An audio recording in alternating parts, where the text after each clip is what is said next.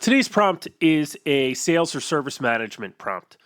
So the prompt we're using today says create an automation workflow that sends personalized follow-up emails to customers after service completion. It integrates with our CRM and logs responses automatically. Assume our CRM is HubSpot in this example.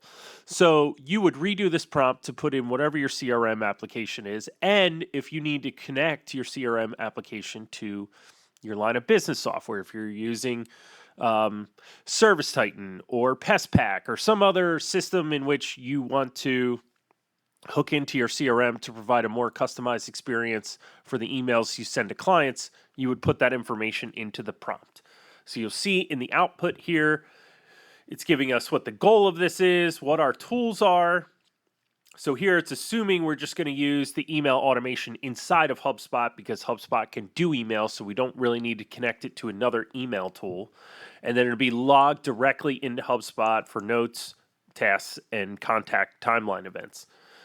So first you would create the trigger. So whenever you're doing any kind of automation, you need a trigger or what exactly is going to make the automation kick off.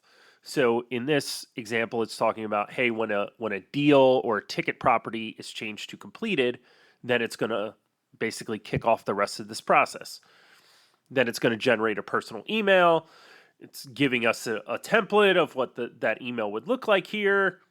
And then we're using dynamic fields. So we're going to input the first name, the name of the opportunity in there, the owner's first name if you wanted to do that for the person that did the actual work.